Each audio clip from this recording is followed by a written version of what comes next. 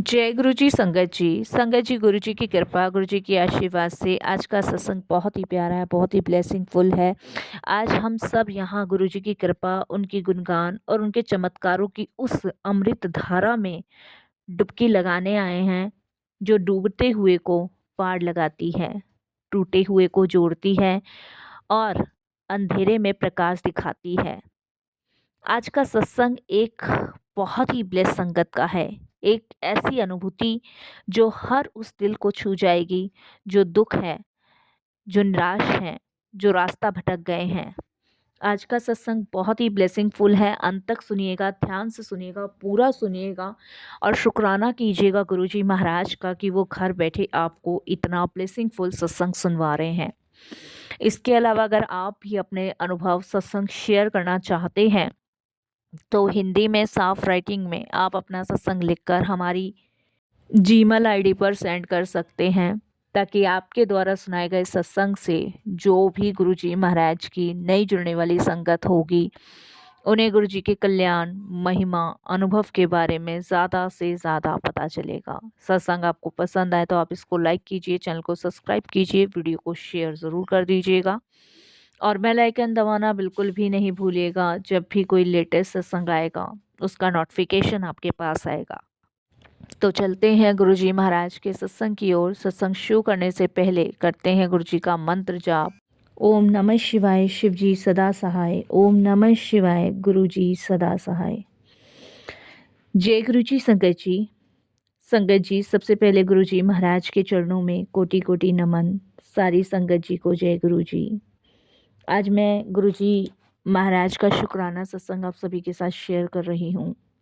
इसे शेयर करते हुए मेरे से कोई भी गलती या भूल होती है तो क्षमा कीजिएगा।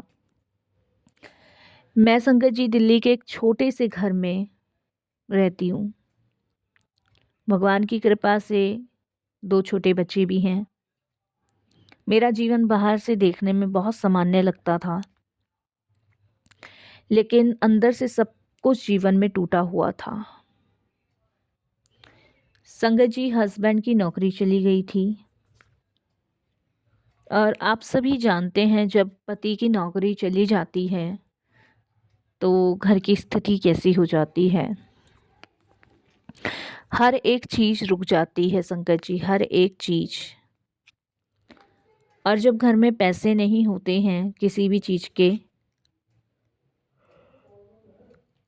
तो घर में लड़ाई झगड़े का माहौल अपने आप बन ही जाता है। समय ऐसा आ गया कि बच्चों की पढ़ाई रुकने वाली थी।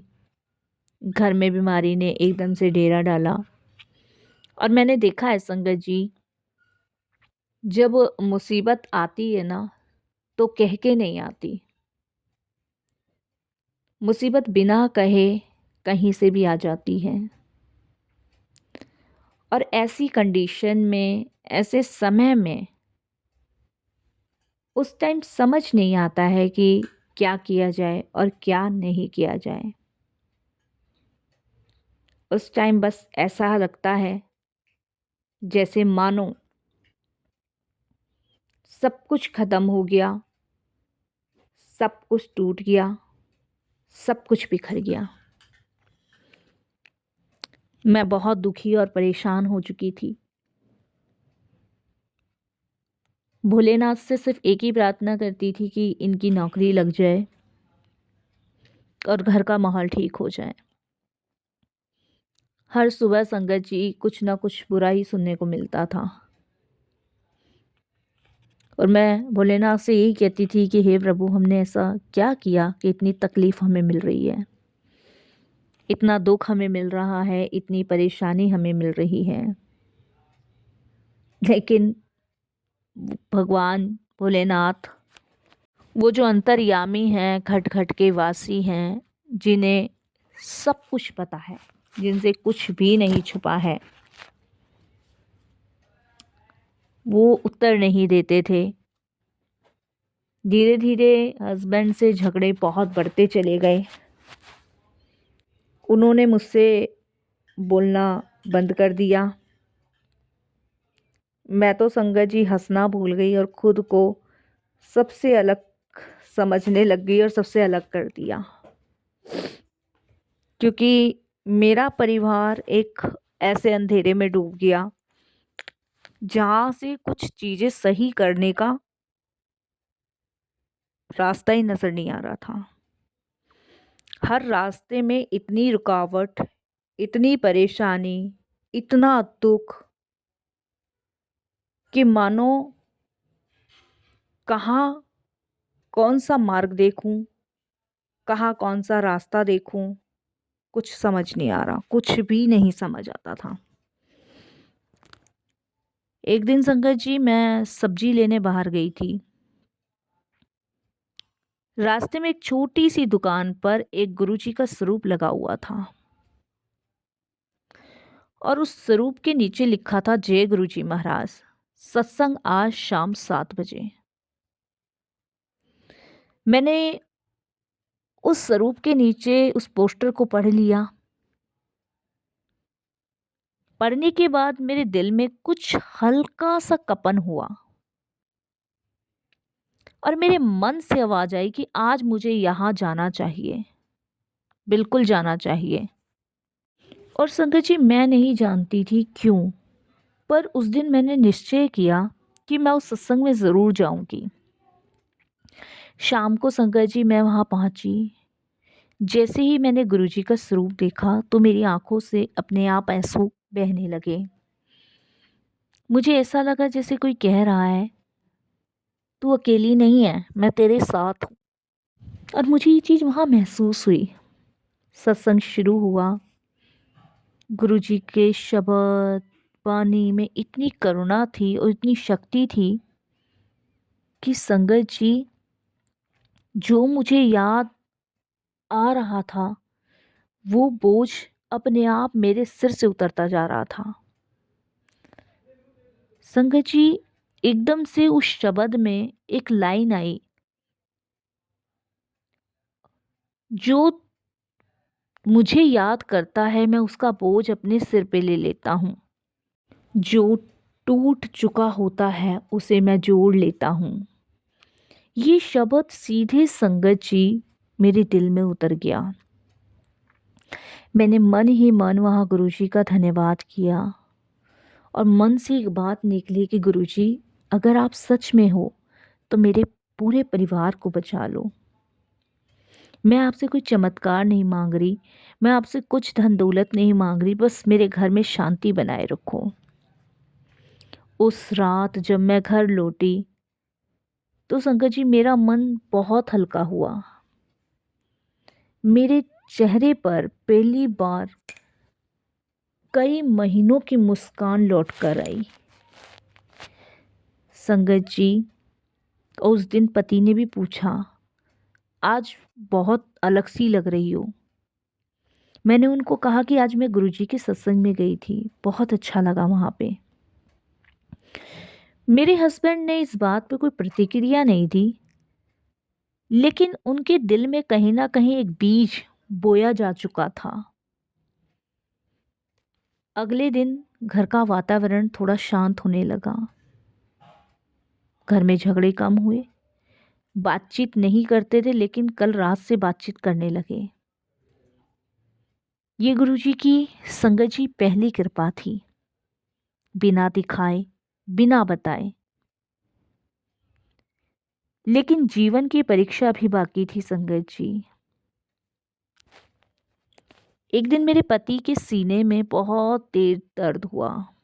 उन्हें हॉस्पिटल ले जाया गया। डॉक्टर्स का कहना था कि इन्हें हार्ट अटैक हुआ है, हालत गंभीर है। मैं टूट गई। बच्चे रो रहे थे, मेरे हाथ पैर कांप रहे थे। संगत जी, मेरे देवर जेठ सब हॉस्पिटल में थे, पर मैं गुरुजी को याद कर रही थी। रोते हुए कह रही थी, गुरुजी अब तो आप ही सब कुछ कर सकते हो, अगर इन्हें कुछ हो गया तो हम कैसे जिएंगे। बस रोती जा रही थी, रोती जा रही थी और गुरुजी का नाम लेती जा रही थी। डॉक्टर ऑपरेशन थिएटर से बाहर आए।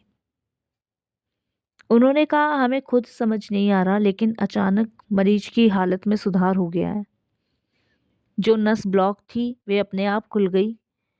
ये मेडिकल भाषा में समझना मुश्किल है।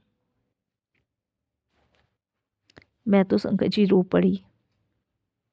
लेकिन अब ये आंसू दुख के नहीं थे संगत जी, खुशी के थे। मेरे मन ही मन से गुरुजी के लिए शुक्राना निकल रहा था। और गुरुजी आप हो, सच में हो, आपकी कृपा अनंत है। मेरे हस्बैंड बच गए, जीवन वापस मिल गया। अब मेरे हस्बैंड भी बदल चुके थे। संगत जी, मेरे हस्बैंड ने मुझसे कहा कि गुरुजी कौन है, गुरुजी के बारे में वो जानना चाहते थे। संगत जी, मैंने गुरुजी के बारे में उन्हें बताना शुरू किया कि मैं जब सब्जी लेने गई थी तो मैंने वहाँ गुरुजी का एक पोस्टर देखा था।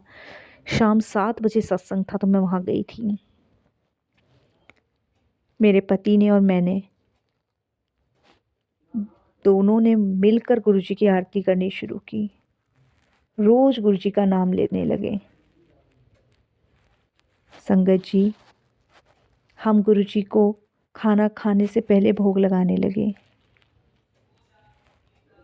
धीरे धीरे घर में सारी नेगेटिविटी ऊर्जा खत्म होने लगी। बच्चे हंसने लगे, फिर घर से रौनक लौट आई हमारे। अगली समस्या संगत जी नौकरी की थी। कई जगह इंटरव्यू दिए लेकिन कहीं सफलता नहीं मिली। एक दिन मेरे हस्बैंड ने ही गुरुजी से प्रार्थना की, गुरुजी काम मिल जाए, बस इतना कर दो।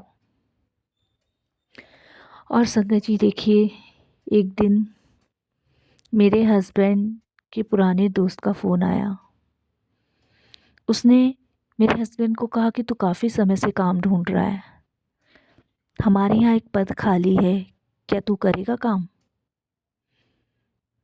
बिना किसी सिफारिश के, बिना किसी भाग दौड़ के मेरे हस्बैंड को एक नौकरी मिल गई, वो भी बहुत अच्छी सैलरी पे। ये गुरुजी की कृपा थी। अब घर में एक और समस्या थी। मेरी मदर इन लॉ की बहुत पुरानी दवाइयाँ चल रही थी लेकिन आराम नहीं मिल रहा था। मेरे हस्बैंड ने गुरुजी के चरणों में माँ का नाम रख के और कहा, गुरुजी अब इन्हें भी ठीक कर दो। एक रात मदर इन लॉ ने सपना देखा कि एक संत सफ़ेद कपड़ों में आए हैं, उनके सिर पर हाथ रख रहे हैं और बोल रहे हैं, अब तुझे कोई दर्द नहीं होगा। सुबह ही मेरी मदर इन लॉ ने कहा, आज मेरा शरीर बहुत हल्का लग रहा है और दर्द भी नहीं हो रहा। उनकी रिपोर्ट्स नॉर्मल आने लगी। ये गुरुजी की करुणा थी। अब मेरा परिवार केवल संकट से बाहर आ चुका था, बल्कि गुरुजी की शरण में आ चुका था। मेरा जीवन अब सेवा से भरा था। मैं सत्संग में जाती थी, नई नई संगतों से गुरुजी के नाम सुनती थी और संगत जी ज़रूरतमंदों की मदद करती थी। मेरे हस्बैंड अक्सर कहते थे, अगर गुरुजी नहीं होते तो आज हम नहीं होते। मैं गुरुजी से बस यही कहती हूँ कि गुरुजी आपने सिर्फ हमारा जीवन नहीं बदला, हमें जीना सिखाया है। गुरुजी की कृपा किसी एक के लिए नहीं है संगत जी, हर एक उस संगत के लिए है जो सच्चे दिल से गुरुजी को याद करता है, जो सच्चे दिल से गुरुजी को पुकारता है। गुरुजी कहते हैं, तू चल मैं संभाल लूँगा, तू रो मैं पोंछ दूँगा, तू गिर मैं उठा लूँगा। जिसने गुरुजी को अपनाया है उसका जीवन बदल गया है, जिसने भरोसा किया है उसका बोझ हल्का हो गया है। अब संगत जी, मैं आपसे पूछती हूँ, क्या आपके जीवन में भी कोई कष्ट है? क्या आप भी किसी दुख में से जूझ रहे हैं? क्या आप भी थक चुके हैं? तो आज गुरुजी को पुकारिए, आज ही उनके चरणों में अपना सिर रख दीजिए और आज ही कहिए, गुरुजी अब सब कुछ आपका है। और देखिएगा संगत जी, रास्ते खुलने लगेंगे, बोझ हल्का होने लगेगा, आंसू मुस्कान में बदलने लगेंगे। गुरुजी केवल नाम नहीं है, वे सहारा हैं, वे माँ हैं, वे पिता हैं, वे हमारे मार्गदर्शक हैं, वे जीवन हैं, जो टूटे हुए को जोड़ देते हैं, जो डूबे हुए को पार लगा देते हैं, जो रोते हुए को हंसा देते हैं, वही है गुरुजी। हम सभी को एक स्वर में हमेशा बोलना चाहिए, जय गुरु जी महाराज, गुरु जी सदा सहाय, गुरु जी शिव जी सदा सहाय, गुरु जी शिव जी सदा सहाय। संगत जी, यकीन मानिए, गुरु जी महाराज केवल एक संत नहीं हैं, वे माँ की ममता हैं, पिता की सुरक्षा है और मित्र की तरह हर दुख में साथ देने वाले हैं। जब इंसान टूट जाता है ना, जब रास्ते बंद हो लगते हैं, जब हर दरवाज़ा बंद दिखता है, तब गुरुजी कहते हैं, तू घबरा मत, मैं तेरे साथ हूँ। जिसने गुरुजी को पुकारा उसका बोझ हल्का हुआ, उसकी आंखों के आंसू सूख गए और उसके जीवन में नई सुबह आई। गुरुजी का नाम लेने से ही मन को शांति मिलती है, घर में पॉजिटिविटी ऊर्जा आती है और जीवन की दिशा बदल जाती है। संगत जी, जब जीवन में दुख आता है ना, तो इंसान टूट जाता है, पर गुरुजी कहते हैं, बेटा दुख तेरे कर्म काटने के लिए आया है, तुझे तोड़ने नहीं। गुरुजी कष्ट हटाते नहीं, वे कष्ट को शक्ति बना देते हैं। वे आंसू पोंछते नहीं, वे आंसू को मोती बना देते हैं। जो भी सच्चे मन से गुरुजी को याद करता है, गुरुजी उसके जीवन के सबसे कठिन रास्तों को भी आसान बना देते हैं। बीमारी शरीर की होती है, लेकिन डर मन का होता है और गुरुजी दोनों को ठीक करते हैं। गुरुजी कहते हैं, तू इलाज करा पर भरोसा मुझ पर रख। जहाँ दवाई हार जाती है ना, वहाँ गुरुजी की कृपा जीत जाती है। जहाँ डॉक्टर हाथ खड़े कर देते हैं, वहाँ गुरुजी हाथ पकड़ लेते हैं। घर तभी मंदिर बनता है जब उसमें प्रेम, शांति और समझ होती है। और गुरुजी वही प्रेम सिखाते हैं, वही सहनशीलता सिखाते हैं, वही रिश्तों को जोड़ना सिखाते हैं, जहाँ पर 100% समर्पण होता है।